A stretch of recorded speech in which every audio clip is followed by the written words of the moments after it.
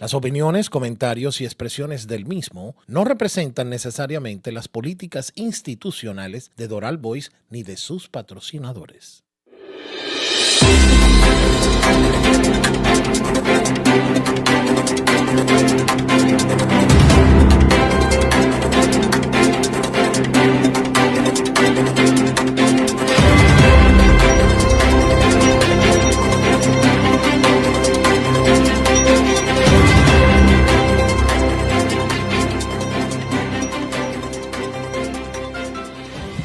Hola, buenas tardes para todos los que nos escuchan por Doral Voice, Mundo Financiero, quien les habla María Angélica Olavarría y mi compañero Kurt Rake.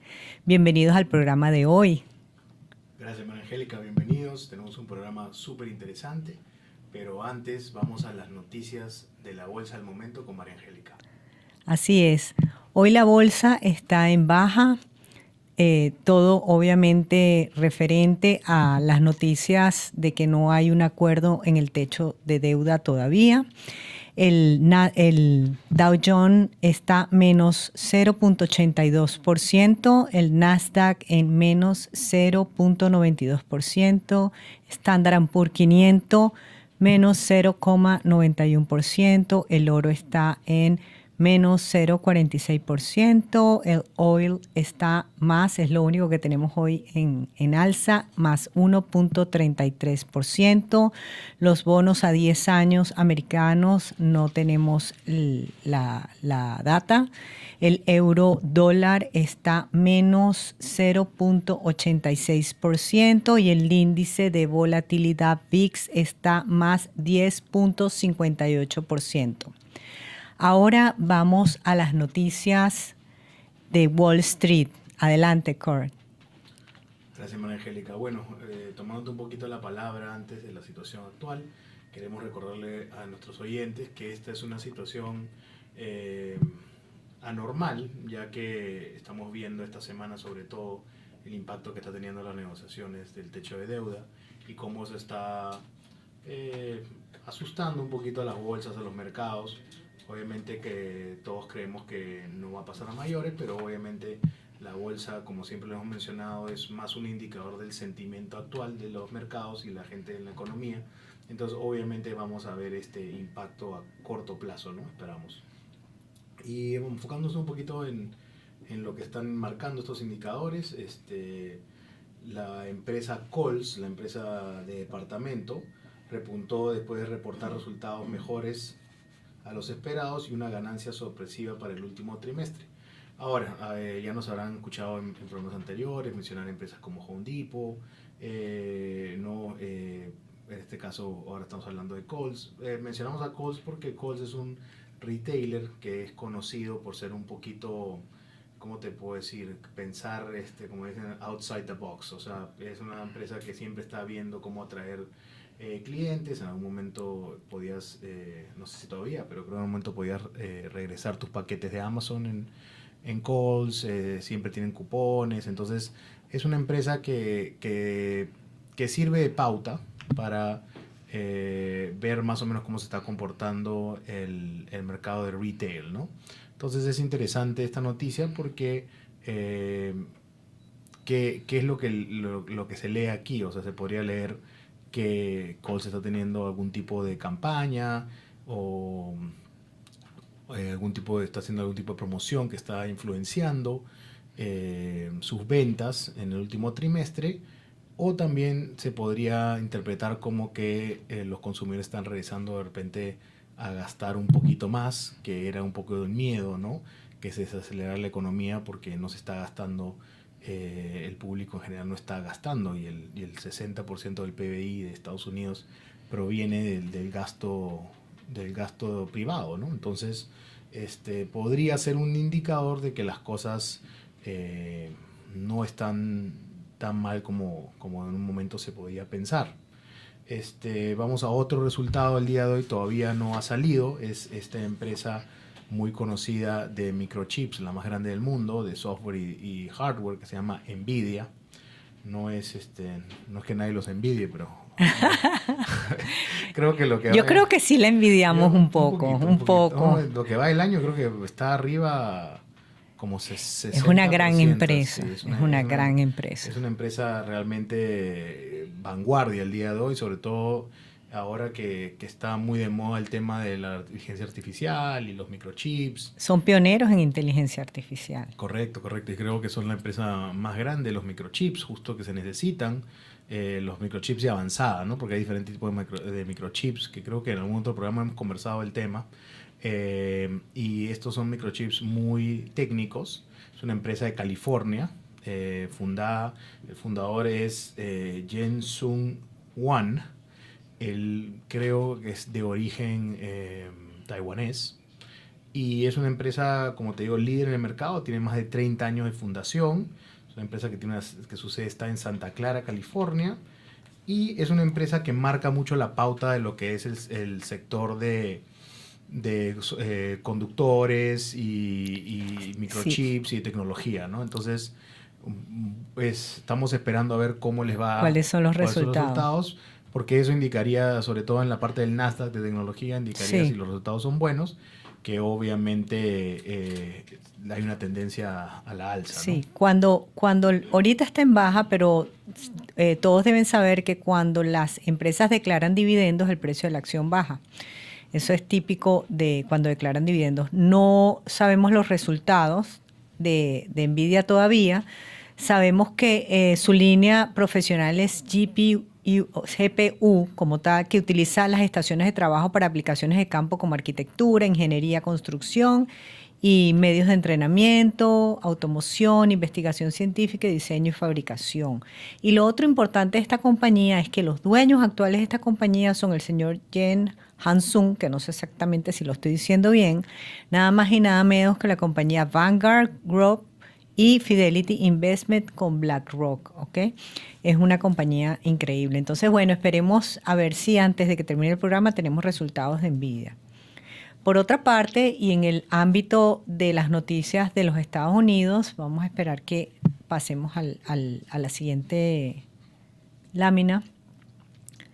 Vamos a ver que el Wall Street Journal habla, para los bancos el drama del techo de deuda no termina con un acuerdo. Es decir, ellos están preocupados porque piensan que ni siquiera, o sea, la preocupación por el techo de deuda obviamente los tiene preocupados, pero el tema de la banca va más allá del techo de deuda, ¿ok? Entonces hay cierta preocupación al respecto. Y por otro lado, la CNBC habla que el presidente de la Federal Reserve de Minneapolis, Neel Kashkari, advirtió el lunes en NBC, en la cadena CNBC, que no se debe dar demasiada importancia a una pausa en junio porque el ciclo actual debería continuar. Él tiene una posición en donde cree que todavía la inflación no la hemos podido o no se ha podido controlar totalmente. Piensa que todavía, aunque van a hacer una pausa, se supone, y hoy por cierto hay reunión de la Federal Reserve Board para ver un poco qué van a hacer, pero él es del pensar que el alza de las tasas de interés va a continuar aunque hagan una pausa en junio, porque definitivamente la inflación todavía no está controlada en su totalidad para ellos. ¿Ok? Entonces, si las tasas de interés continúan sin controlar y siguen subiendo, las tasas de interés también someten a la banca a un gran estrés. ¿Por qué? Porque los ahorristas, si nosotros pudiéramos ver ahorita cómo están los T-bills, los T-bills están pagando más o menos un 5%, que son los títulos valores de la deuda americana a corto plazo, a menos de un año, que tiene hasta 52 semanas, entre 3 y 52 semanas. Entonces, ¿qué sucede? La gente migra sus ahorros del banco y compra en un mercado secundario los T-bills para tener un rendimiento mayor al que te está dando la banca. Entonces, como dicen, no hay equilibrio, o sea, el equilibrio es como una cirugía, una microcirugía cerebral que tú tienes que tener cuidado dónde estás pasando el bisturí para no cortar algo, dañar algo, tratando de arreglar otra cosa. Sí, hemos hablado ya de este tema en programas anteriores. Si alguien quiere saber un poquito más qué es este board, lo hemos hablado en detalle, cómo funciona, cuáles son sus responsabilidades, pero básicamente la responsabilidad principal es el control de la inflación, ¿no? Entonces, como tú bien decías, María Angélica, ahorita esta inflación, si bien ha bajado, todavía no está por los niveles que quisiéramos ver o que tradicionalmente el Fed quiere ver, que es alrededor del 2%, ¿no? Entonces, es esta danza, ¿no? Como bien dices tú, de tener mucho cuidado de subir, digamos, un poquito los intereses para sacar un poco de liquidez del sistema bancario, pero a la misma vez no hacerlo de tal manera que obviamente afecte el crecimiento y obviamente por ende el empleo, ¿no? Entonces seguimos un poquito, lamentablemente, no solamente en Estados Unidos, alrededor del mundo, en esta danza como del agua fría, del agua caliente, y que es muy delicada, ¿no? Y encima esta situación del techo de deuda que también estamos monitoreando, pero que no contribuye positivamente a nada, ¿no? Entonces, yo creo que hay que primero salir de esta conversación del techo de deuda, y vamos a hablar un poquito más en detalle más adelante, pero salir de esto para regresar el enfoque a la inflación, que es lo que tenemos que sí o sí controlar, ¿no? Claro. La Federal Reserve se encarga de controlar la inflación, del crecimiento económico, del pleno empleo, pero ¿qué sucede? Cuando la inflación está desbocada y tú estás subiendo unas tasas de interés como ha venido haciendo la Federal Reserve, pero tú ves que los datos de empleo siguen aumentando y no disminuyen. Entonces ellos tienen allí como unos warning, como unas, lo que llamamos unas banderas rojas, como diciendo, bueno, como que todavía no han conseguido el equilibrio para lograr que desinflar un poco la economía, ¿verdad? O sea, bajar el consumo, subiendo las tasas activas también, porque obviamente si subes las pasivas, pues suben las activas también, y que la gente diga, bueno, voy a consumir un poco menos porque me cuesta mucho endeudarme. También el empleo, la cantidad de empleadores empleando, valga la redundancia, de personas no ha bajado lo suficiente. Entonces, esos números hoy creo que los iban a discutir, creo que todavía no tenemos, hasta cuando empezamos el programa no teníamos noticias aún, pero es bien delicado. Por otra parte, según una noticia, hay una cadena que se llama Noticias TV en YouTube. Ellos estaban hablando de un análisis que había hecho el Deutsche Bank, ¿ok? Y decía lo siguiente: las opciones del gobierno de Biden ante el techo de deuda, ¿qué pasaría si fracasan las negociaciones? Entonces, dicen los portavoces del Deutsche Bank, según la noticia, que hay varias opciones. Entonces, la primera opción es buscar un aumento del techo de deuda solo una financiación por unos 2 meses que llegara hasta septiembre. Entonces, esa sería una opción para alargar un poco la negociación. Bueno, hasta por lo menos 2 meses más.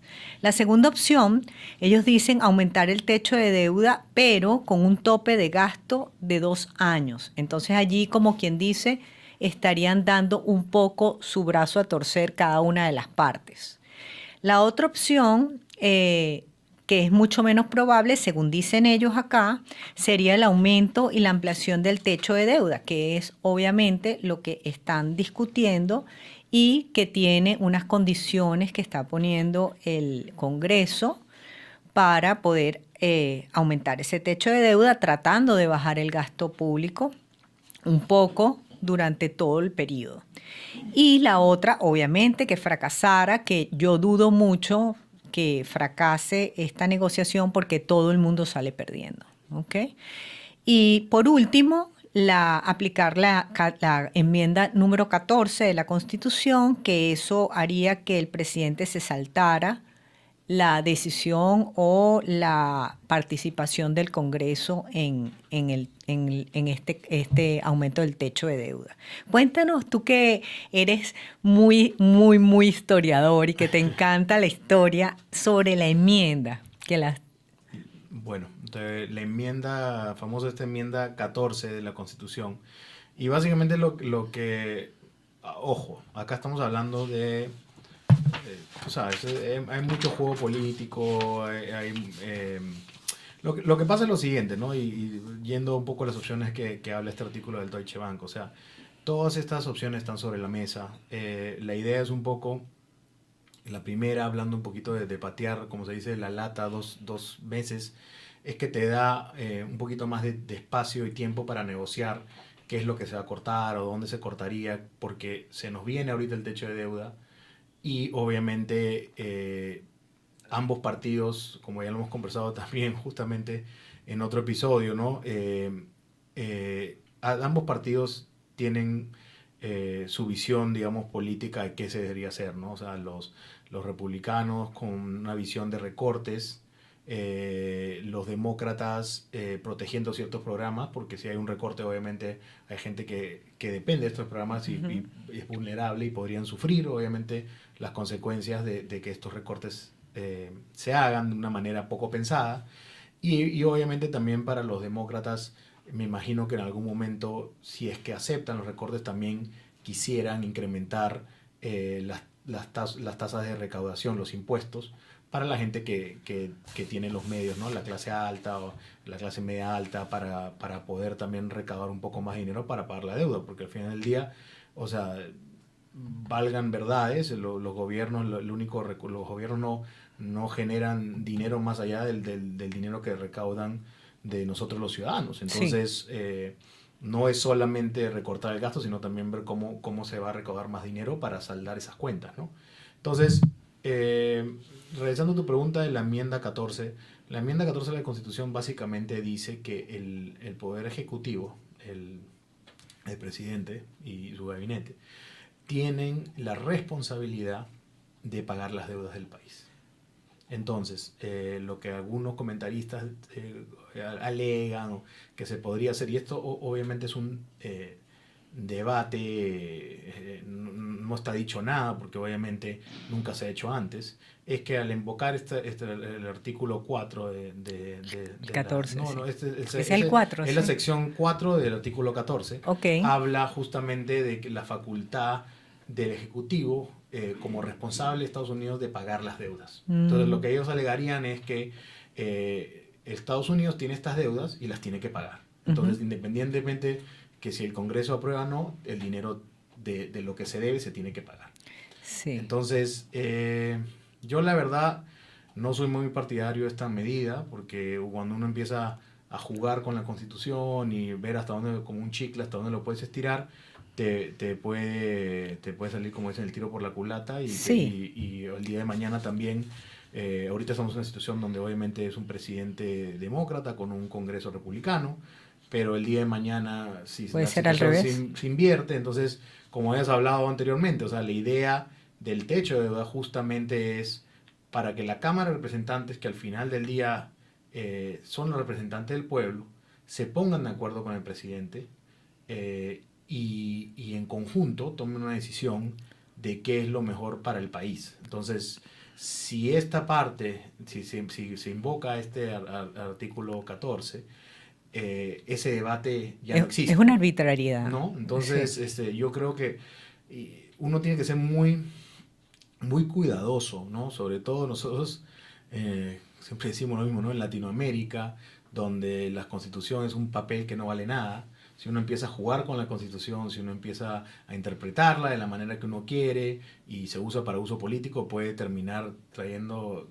consecuencias nefastas, ¿no? Entonces, yo creo que acá lo que uno tiene que hacer es, tienen que sentarse tanto ¿no? el presidente Biden con los líderes del Congreso y tratar de llegar a un consenso, como habíamos dicho en un momento, que se tiene que hacer por el bien de todos, ¿no? O sea, lo peor que podría pasar, lo más terrible y que sería catastrófico para la economía mundial, para la reputación de este país, y no quiero ni pensar realmente qué es lo que podría pasar, porque bueno, comentaristas, tú sabes, pues, hay muchísimos y todo el mundo da su opinión, pero literalmente si Estados Unidos no pagara su deuda, yo creo que sería la hecatombe de la economía global. O sea, Sí, se perdería todo claro. porque, como hemos hablado siempre acá, el mundo da vueltas y la rueda gira por la confianza.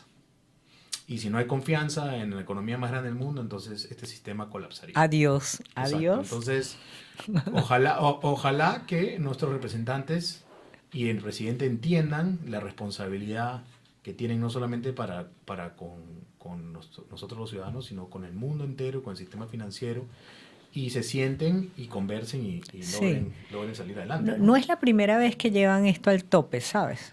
Cuando el gobierno de Obama pasó también, que llevaron estas conversaciones ya al último momento y obviamente se pusieron de acuerdo. Pero definitivamente estoy convencida de que sí se va a llegar a un acuerdo porque es lo mejor para ellos también, porque el no llegar a un acuerdo los perjudica a ambos partidos. No, al mundo, olvídate. A ambos partidos y al mundo, obviamente al mundo y a nosotros Nuestro los bolsillo, americanos. sí, sí. Pero ellos tienen que llegar a un acuerdo. Ahora, lo que veo es que están llevándolo hasta el final, ¿no? Están empujando hasta el final, como que no quieren dar su brazo a torcer y tienen que hacerlo. Entonces, por un bien mayor, pues van a hacerlo, estoy segura de eso. Sí, no, ojalá que sea así. Yo también estoy confiado y como te digo, o sea, eh, en el día del mundo de hoy en el que vivimos todo está tan politizado, o sea, todo, ¿no? O sea, uno no puede vivir sin lamentablemente hablar de política, pero honestamente hay cosas que están por encima de la política. Yo creo que hay cosas que no se debería jugar, lamentablemente estamos enrollados en estos juegos políticos, pero ojalá, como te digo, y creo que va a pasar, logren un consenso y logren un consenso no solamente para salir de esta crisis en este momento, que como dices tú, no es la primera vez que se da con el gobierno Obama. El Congreso en ese momento también republicano estiró el chicle hasta el punto que la calificación de la deuda de Bajó Estados Unidos bajó de triple a a doble doble A+. A.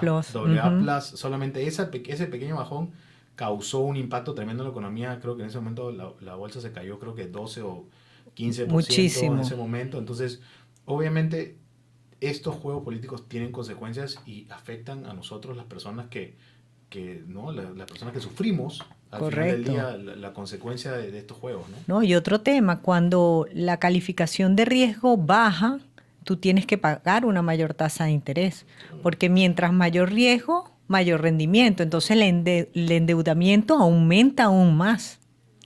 No, y eso que en ese momento las tasas no estaban al nivel que están No, hoy. Entonces, imagínate, tú estás hablando de T-bills en un momento de 5% que ya está creando un tremendo problema con la banca regional, porque mucha gente está sacando su dinero de la banca, está quitándole liquidez a los bancos regionales y poniéndolos en el T-bill.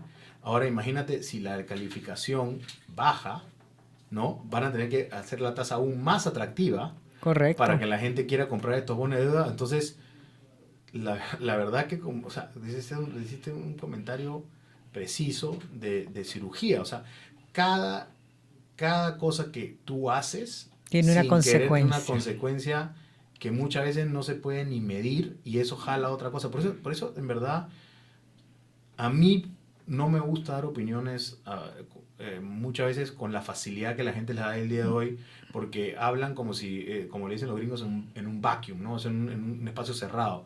Y la verdad es que el mundo no funciona así. O sea, cada acción tiene una reacción y muchas veces son difíciles de medir porque es una cosa que lleva a otra, que lleva a otra y tiene consecuencias inimaginables y tienes situaciones que ni siquiera podías prever de un solo tema que parecía tan simple, ¿no? Sí. Entonces, El bueno, tema económico no es simple porque nosotros somos la columna vertebral del mundo, seguimos siéndolo. Entonces, y amén. estamos en el ojo del huracán en este momento y hay que tomar decisiones acertadas y de conciliación entre los gobernantes Y te que digo están algo, hoy y aquí. por el bien del mundo, ojalá lo sigamos siendo. Amén. O sea, por eso estamos acá, por eso nosotros yo creo que creemos mucho en este país y creo que este es un gran país con unos grandes ideales y espero que, como te digo, o sea, tenemos que ser conscientes de la responsabilidad que tenemos y ojalá. Pero yo, como dices tú, yo confío que se va a lograr algo. Así es. Bueno, cambiando un poquito de tema, vamos a terminar las noticias porque nos desviamos un poquito con este tema que, disculpen oyentes, creo que es para todos muy importante, ¿no? El petróleo, como dijiste tú, lo único que subió hoy día, no sé si yo personalmente pero mira la noticia, ¿por qué subió el petróleo? El precio del barril ha subido por tercer día consecutivo, empujado por la última advertencia de Arabia Saudita. Los inversores, el corto del petróleo con el precio del barril europeo en los 78 euros y sube este miércoles 1.76%. Por su parte, el barril de Texas avanza 1.6% y a $74.90. Acá el ministro de Energía de Arabia Saudita, imagino que un hombre muy importante, el príncipe Abdulaziz bin Salam, dice que sigue aconsejando que tengan cuidado. No tengo que mostrarles mis cartas, no soy un jugador de póker, pero yo les diría cuidado. Bueno. Sí, él está un poco preocupado por las ventas en corto de petróleo. Entonces él lanzó una amenaza no tan sutil, ¿no? Porque él dice, con sus propias palabras, dice, sigo aconsejándoles que tengan cuidado. Dice, no soy un jugador, no tengo que mostrarles mis cartas y no soy un jugador de póker, pero yo les diría cuidado. Imagínate, sonó muy sutil el hombre, ¿no? Pero bueno, hasta ahora, por lo menos te puedo decir de la situación económica, por lo menos sí hemos visto una baja en el precio del galón de la gasolina, ¿no? O sea, antes de ayer llené el tanque. Yo voy a Sam's, ahí me ahorro un poco más, pero estaba en 3.19, creo. Pues déjame decirte que yo estuve en Phoenix el fin de semana, estaba en 5. ¿Qué? En 5. No, pues, ¿en serio? En 5. Yo no lo podía creer. ¿Tuviste? Lo que pasa es que ellos no tienen tolls y yo me imagino que tendrá algo que ver con esto. No lo sé exactamente, pero estaba en 5 y no entendía. Locura. ¿En serio? No, acá está, me equivoco, no sé cómo, por lo menos hasta hace 2 días me quedé impresionado que está en 3.19, lo cual me pareció, de verdad, con lo que estaba pasando. Bastante razonable. Sí, o sea que cuidado al príncipe Bin Salán que nos suba la gasolina, porque me voy para allá. Sí, total. Y en noticias internacionales, regresando un poquito al tema de lo que habíamos hablado, sobre lo que está pasando acá, ya está pasando lo mismo, el pronóstico del banco en UK en Inglaterra, pronóstico del banco para aumentar las tasas por encima del 5% a medida que la inflación del Reino Unido cae menos de lo esperado, ¿no? La tasa cae el 8.7%, la tasa de inflación está en 8.7% en Inglaterra, pero la subida de los precios de los alimentos se mantiene cerca en un máximo de 45 años. Entonces, esto se espera que el Banco de Inglaterra eleve las tasas de interés por encima del 5% antes de fin de año. Y como lo mencionábamos, o sea, esto está pasando, esto es un fenómeno global que está pasando en todas partes. Ustedes que tienen familia en Latinoamérica o en alguna otra parte del mundo podrán saber que esto es un fenómeno global y que en verdad es una epidemia, ¿no? Por eso hay un consenso en todos los bancos centrales del mundo por eliminar la inflación y hacer lo mismo que habíamos conversado acá, ¿no? Sacar un poco de liquidez del sistema y enfriar, poner un poquito de paños fríos a la economía para que esta inflación baje, pero... Sí, es que la inflación nos afectó a todos porque tuvo que ver definitivamente con la salida del COVID más la guerra a Ucrania. Entonces todo esto pues nos impactó al mundo en general.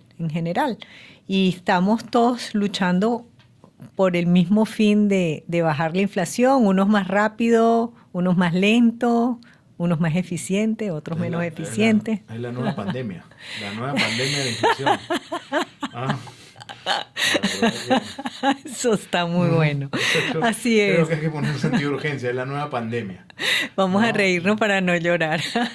Bueno, señores, nos vamos a comerciales y de regreso vamos a hablar de un tema que les va a encantar, es cómo utilizar los mutual funds dentro de sus fondos de retiro.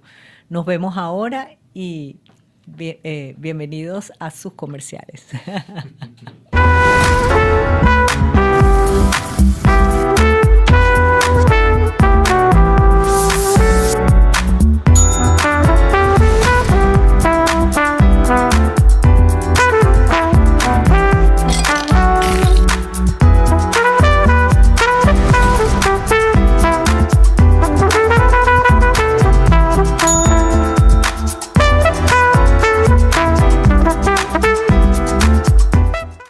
En el mundo de hoy, los límites han quedado atrás.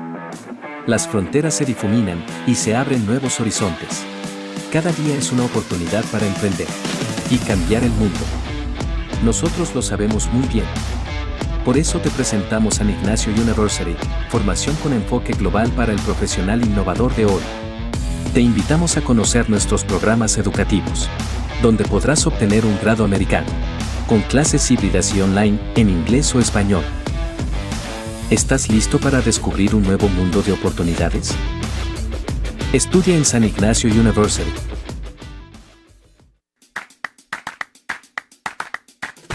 Te comprendemos. Tienes mucho que atender en tu casa. Primero, fueron tus hijos y prepararlos para la universidad. Luego fueron tus padres, después que los invitaste a mudarse contigo.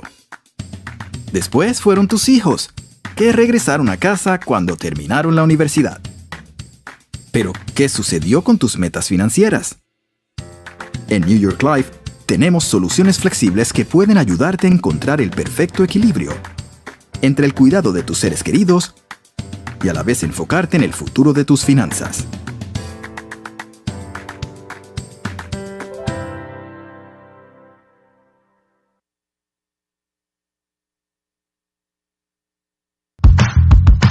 En tiempos difíciles, una celebración puede ser bien costosa. Eternity Events te puede ayudar a decorar y preparar tus fiestas con excelencia y calidad. Llámate a Valentina al 786-991-3967 o búscalos en las redes sociales bajo Eternity Events para que puedas ver la calidad de los eventos que Eternity Events ofrece.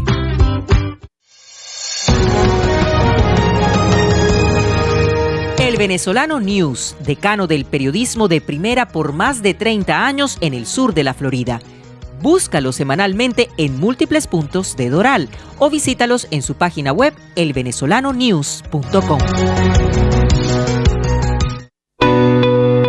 Si hay algo que nos caracteriza en Doral es la buena comida y los grandes eventos. Por eso, impacta a tus invitados con Brunella Catering, donde encontrarás un menú variado y a muy buen precio.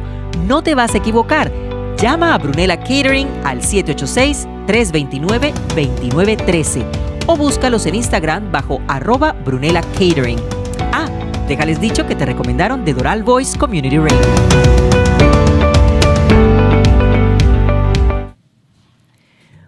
Buenas de nuevo. Vamos a hablar entonces de un tema que les va a interesar a todos, que tiene que ver con los mutual funds, que son los fondos mutuales. Y este tema lo queremos abordar hoy debido a que la mayoría o todos los fondos de retiro, los 401k, los IRA, la mayoría de ellos tienen carteras de inversión en mutual fund y muchas personas no saben exactamente qué son ni cómo los pueden analizar para poder tener una mayor rentabilidad de sus carteras. Entonces vamos a hablar un poco de los conceptos. Un mutual fund es un instrumento financiero, es un vehículo financiero que aglutina el dinero de muchas personas para comprar acciones, bonos u otro tipo de activos, ¿ok? Entonces los mutual funds se crearon justamente con la idea de que las personas pudieran participar del mercado de las acciones y de los bonos no teniendo que poner tanto dinero. Muchas veces tú puedes hacer una cartera muy diversificada colocando $2.500, por ejemplo. Ahora, si tú tuvieses que irte al mercado y colocar esos $2.500 en varias acciones, pues no podrías participar de mucha parte del mercado, ¿ok? Entonces, hablando un poco de los mutual funds y yéndonos un poco a la teoría de los portafolios, ellos se crean con la idea de poder tomar parte del mercado, de que las personas con poco dinero puedan accesar a tener inversiones en muchas compañías. Entonces se hacen las carteras y hay muchos tipos de fondos. Hay unos fondos que son de renta variable o de acciones, hay otros que son de solamente bonos, hay unos que son mezcladitos, hay otros fondos que solamente participan en tecnología, etc.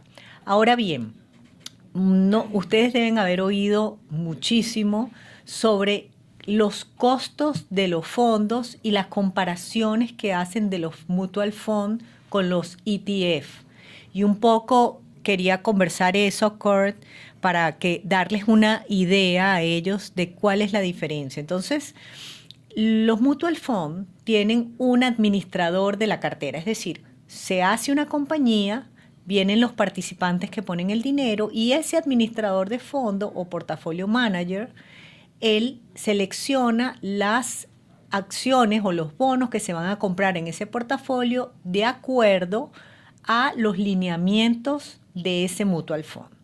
Por ejemplo, digamos que es un mutual fund aggressive growth, que es de agresivo crecimiento, que solamente invierte en acciones. Entonces ese portafolio manager va a ir al mercado y va a seleccionar una estrategia y una compra de compañía según su análisis, un análisis fundamental y técnico que él va a utilizar y los va a comprar. Entonces, ¿qué sucede? El rendimiento de esa cartera va a ser el promedio de lo que se llama el Net Asset Value, que es el NAV de la cartera, que es el precio de la acción. Ese portafolio completo, que va a tener muchísimas acciones dentro, va a promediarse a través de un precio, y ese precio se llama el NAV. Entonces, tú compras la cartera en un precio y cuando la vendes, ese NAV va a haber fluctuado arriba o abajo, y allí es en donde está la utilidad o la pérdida de la cartera. Entonces, quería ver si tú querías darle algo de tus conocimientos históricos sobre los mutual funds. Bueno, sí, bueno, un poquito de historia. Vamos a remontarnos a los 1700, finales 1700, 1800.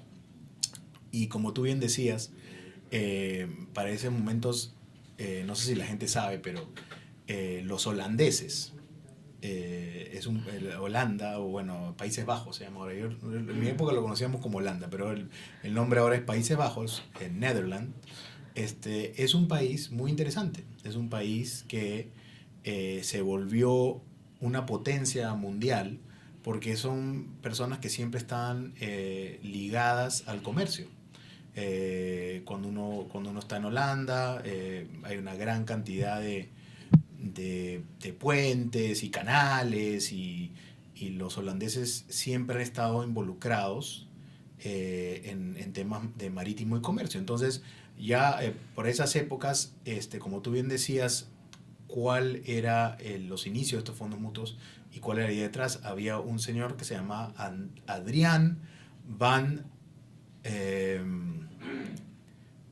Kentwich, creo que Adrian van Kentwich, que se le conoce como el padre de los fondos mutuos, porque ¿cuál era la idea de él? La idea de él era, con poquito dinero, como bien dijiste tú, diversificar. Ya en esa época se entiende los conceptos económicos de toda la vida, que uno realmente no sabe a ciencia cierta qué es lo que va o cuál va a ser el sector o cuál va a ser la compañía, digamos, que va a ser la ganadora o la que va a crecer. Entonces, lo que se hace es se diversifica la cartera y se invierte en diversas compañías o en diferentes compañías en el tema, digamos, de los fondos mutuos. Si es un sector, ¿no? Se podría hacer tecnología, en la cartera puede tener un poquito de Amazon, de Apple, de Facebook, de Google, de Netflix, ¿no? Entonces, como decías tú, se diversifica el riesgo. Entonces, ¿por qué se inventan los fondos mutuos?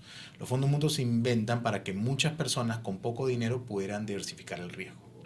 Entonces, los holandeses fueron los inventores, el señor en particular, Adrian van Kentwich, inventó este concepto. Se le conoce como y en Estados Unidos, en la historia moderna, en el año 1924, si no me equivoco, por primera vez aparecen los fondos mutuos en la bolsa. Creo que el fondo mutuo actual más viejo es justamente de 1924, es Massachusetts Investors Trust, que es un portafolio balanceado.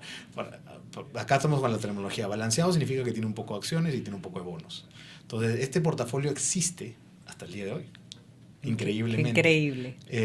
Y como decías tú, ¿no? La idea era diversificar el riesgo de ahí nace este concepto de los fondos mutuos. Ahora, ha ido evolucionando en el tiempo. Como te decía, en 1924 es el primer fondo mutuo moderno, pero ya hasta a finales de 1800 se veían este concepto de invertir en varias compañías. Pero para que la gente sepa, un fondo mutuo es lo que se llaman un open fund. Sí, una compañía de capital abierto. Abierto, ¿no? Entonces, y a la inversa, en estos que te digo que cuando recién eran de capital cerrado. Entonces, en 1800 ya existían, pero de capital cerrado. Por eso técnicamente no se define como fondo mutuo. Más sería como un private, lo que llaman, hedge fund, ¿no? Sí. Los hedge fund, que son, digamos, fondos de capital cerrado que no están abiertos al público, ¿no? Entonces, sí. Y tú mencionabas, ha ido evolucionando este concepto de los mutual funds, y ahora es lo que le llaman el ETFs, que son parecidos a los fondos mutuos, pero son diferentes porque no son lo que le llaman actively managed, ¿no? Que son, por ejemplo, uno tiene unas compañías en este ETF, por ejemplo, pero nadie está comprando y vendiendo acciones dentro del fondo, sino que se eligen ciertas compañías, se elige un porcentaje y así se queda.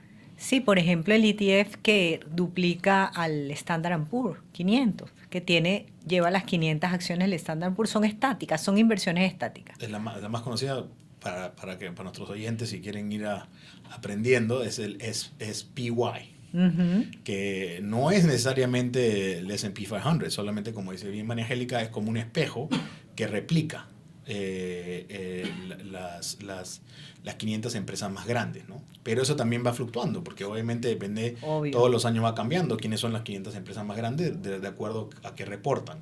Entonces, estos ETFs, como mencionamos, se han puesto muy de moda porque obviamente son más baratos, tienen costos más bajos, pero honestamente, para mí personalmente, me gusta como este mundo de la bolsa y las inversiones cambia constantemente. Me gustan más los fondos que están activamente siendo administrados, ¿no?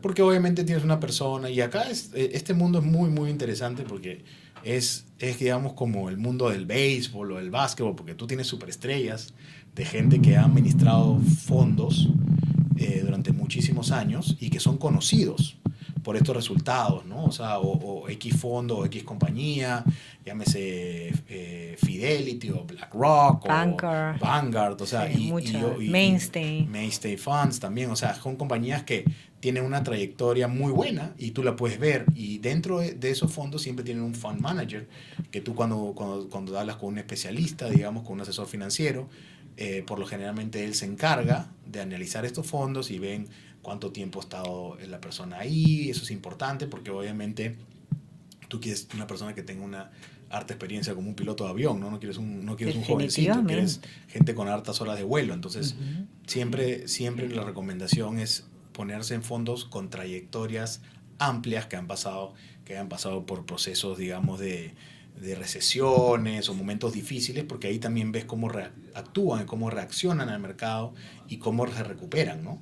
Porque si es un fondo nuevo, pues nunca no vas a saber cuál es Es que mira, la estadística es algo, yo particularmente, bueno, tú sabes, me conoces muy bien, yo soy amante de la estadística y de los números. Yo nunca doy una opinión si yo no veo los números y veo una estadística. Porque, ¿qué sucede?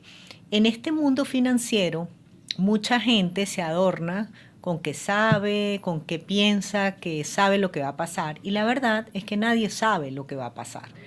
Hay análisis fundamentales, que hay empresas como la de Warren Buffett que lo hace, que se encarga de analizar las acciones desde el punto de vista de sus libros. Entonces, de esa manera quizás pudiesen predecir algún tipo de movimiento, pero hay algunas cosas que no dependen de si la compañía está bien administrada o no, sino son simplemente los movimientos del mercado y el apetito de las personas que están comprando y vendiendo en el mercado. Entonces, tú tocaste un tema que a mí me apasiona y es por cómo uno puede escoger un mutual fund, ¿ok?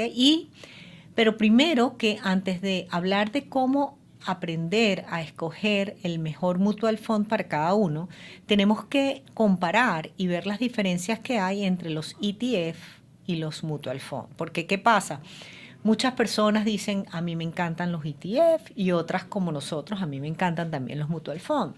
Porque como nosotros somos unos analistas que nos encargamos de analizar ese tipo de fondos, podemos, con ese track record que traen los fondos, entender cuál es la mejor opción para cada uno de nuestros clientes. Entonces, ¿qué sucede?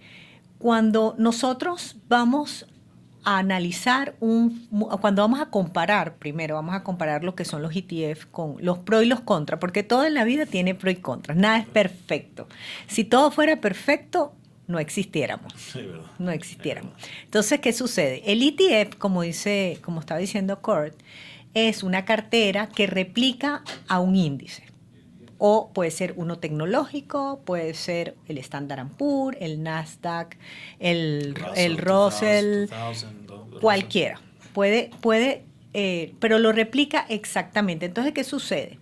Ahí, por ejemplo, hablemos del S&P, el ETF del S&P.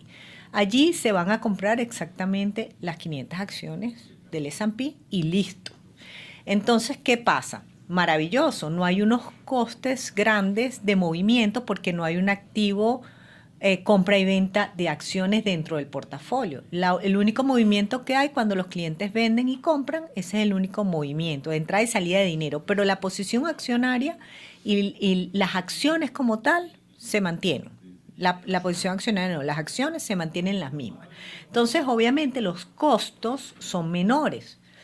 ¿Qué pasa con el mutual fund? El mutual fund sí tiene una cartera que diseñó un especialista financiero que para eso se le paga.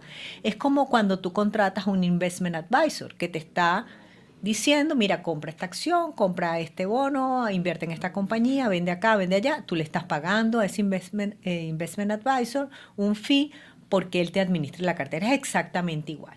Pero ¿qué pasa? Y qué es lo que me gusta de los mutual funds, que esa persona activamente está estudiando las compañías y esa persona entra y sale de posiciones en el momento que por su experiencia él sabe que eso puede ser mejor para la cartera. Entonces, ¿cómo sabemos cuando un mutual fund es bueno o no es tan bueno? Bueno, la gente cree que solamente viendo los rendimientos.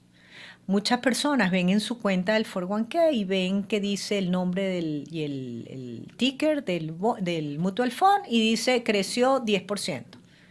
Pero lo que no saben es que para tú poder escoger una cartera que realmente haga fit contigo, primero obviamente tienes que estar claro cuál es tu perfil de riesgo, ¿no? Correcto. Porque tú no puedes, por ejemplo, invertir en acciones cuando eres adverso al riesgo. Entonces tendrías que invertir en bonos y no estás fuera de riesgo. O tuvieses que irte a un CD. Pero en el caso de los 401k no puedes hacerlo. Bueno, puedes irte a una money market account. Money market, correcto. Pero si tú tienes apetito al riesgo y estás esperando que tu portafolio esté unos 10 años, entonces tú escoges un mutual fund a lo mejor de acciones, pero como tú sabes si ese 10%, ese fondo está bien o está mal. Bueno, hay muchas cosas que se tienen que ver. Primero, hay un software que lo pueden encontrar en internet que se llama Morningstar, ¿ok? Morningstar te permite a ti comparar el fondo con el índice al que se parece y con sus competidores. Es decir, tú vas a encontrar 3 líneas, que va a ser una el mutual fund que tú quieres comparar, una el índice con el que esta plataforma lo compara, que hace algo que tenga más o menos las mismas similitudes, y también lo compara con los competidores o los que tengan un fondo que esa misma estrategia. Entonces, lo primero que uno tiene que ver es que el fondo haya tenido rendimientos por encima, por lo menos, del índice, porque si no, ¿qué sentido tiene que tú inviertas en un fondo donde estás pagando unos fees más altos que en el índice cuando te puedes ir al ETF? ¿Ok? Eso es lo primero. No, y en ese punto yo quiero tocar algo aquí porque yo lo escucho cuando conversamos con clientes, ¿no? A veces tengo clientes y escucho consejos que uno escucha en Instagram, en TikTok, por eso, o sea, como tú bien decías, ¿no? O sea, nada es perfecto, todo tiene sus pros y sus contras, pero por ejemplo, con los costos. o por lo menos para mí, ¿por qué no o a nosotros, ¿no? En este caso puedo hablar por ti también, porque obviamente trabajamos juntos y lo hemos conversado varias veces.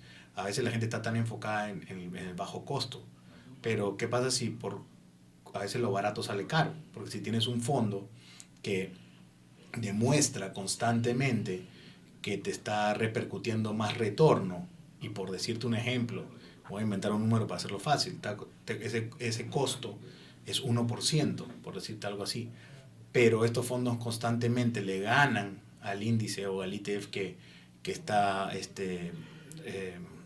Mimic representando el índice por 2% o más. Entonces imagínate, o sea, tú estás dejando de percibir 1% por encima, porque por ahorrarte ese costo te fuiste al índice y no te está rindiendo como debería. Entonces, para mí es importante también decir esto, porque a veces la gente está muy enfocada en el costo, y el costo es relativo a lo que te repercute ese costo en términos de crecimiento. Es completamente cierto lo que estás diciendo, completamente cierto. Sí, la verdad es que uno no puede, cuando uno va a analizar esto, y por eso siempre uno busca una persona que sepa y que te pueda orientar, porque cuando ustedes abren su página de su 401k van a encontrarse con una cantidad de cosas que no entienden y obviamente no tienen por qué entenderlo porque a lo mejor no es su área, pero sí por lo menos tengan una idea de los lineamientos que tienen que seguir. Entonces, el otro tema que para mí es importantísimo es la cantidad de años que ese fondo tiene en el mercado. ¿Por qué? Porque allí están las estadísticas. Una estadística de corto plazo no te va a dar un panorama real. Yo trato, y con Kurt, de conseguir fondos que por lo menos tengan 20 años. ¿Por qué? Porque tenemos varias crisis, entonces tú sabes cómo ese fondo se comportó durante esas crisis. Y otra cosa, no solamente los años de inserción del fondo, sino también del portafolio manager, de la persona. Si esa persona tiene también muchísimo tiempo en el fondo y el fondo ha sido exitoso, porque, ojo, no quiere decir que cuando el mercado baja no va a bajar, va a bajar, va a bajar. Pero la estrategia que él va a utilizar probablemente va a hacer que el portafolio baje menos que otros, porque esa es la idea. La idea es que tú le estás pagando a alguien para que él haga el mejor esfuerzo para superar un ETF, por ejemplo. Claro, o en el caso que baje, que también recupere más, ¿no? O sea, al final del día es la carrera contra el ETF, no sé, es un fondo mutuo que obviamente al final no rinde o rinde menos o de repente rinde igual, entonces no es un buen fondo mutuo porque hay un costo asociado con ese fondo mutuo, ¿no? Entonces, obviamente es un tema como bien decías tú, o sea, de mucho análisis y es importante saber, ¿no? Es importante saber en qué se mete uno, porque al final del día es el dinero de uno y uno quiere que esté en el mejor sitio posible. Correcto.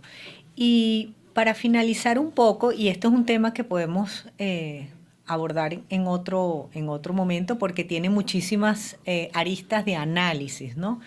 Pero lo más importante es que cuando ustedes vayan a seleccionar los fondos, puedan ver, puedan ingresar quizás a esta plataforma que se llama Morningstar y ver cuántos años tiene el fondo, si ese fondo superó al índice con el que se le compara, cómo está con sus competidores y cuánto tiempo tiene detrás récord el portafolio manager.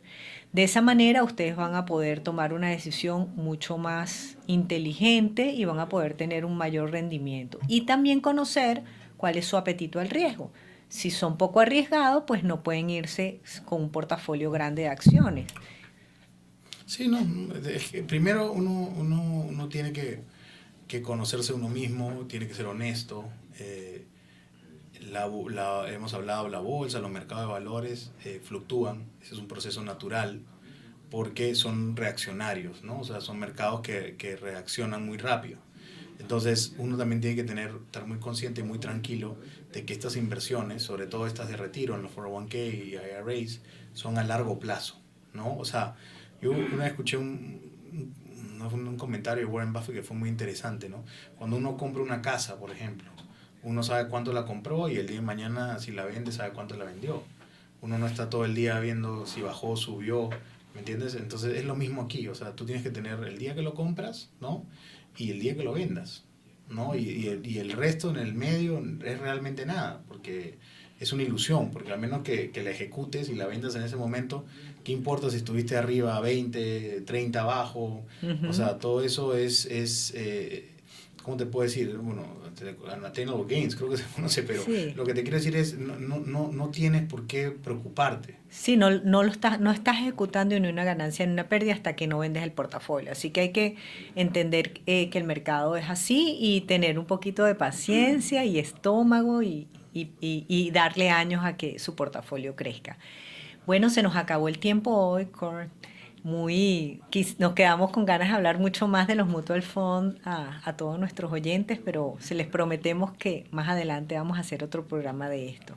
No, sí, es como decías tú, ¿no? Es un tema que tiene para rato y es un tema muy interesante y es un tema que yo le diría a todos nuestros oyentes que, como decías tú, le das esta herramienta de Morningstar, que se metan a internet, entiendan un poquito más, porque muchos de nuestros oyentes tienen su dinero, si tienen un 401k o tienen un IRA, en este tipo de vehículo de fondos mutuos. Entonces, es importante entenderlos un poquito, asesorarse bien, es lo más importante. Como bien decías tú, o sea, ¿no? O sea, zapatero a su zapato, por eso existen doctores, por eso existen abogados, por eso existen asesores financieros. Entonces, asesorarse lo mejor posible con gente que sepa lo que habla y que sea honesta. Y con eso lo dejamos programado hasta el siguiente programa. Muchas gracias. Muchas gracias y que disfruten de su tarde. Nos vemos el próximo miércoles a las 3 de la tarde en Doral Voice, Mundo Financiero. Gracias.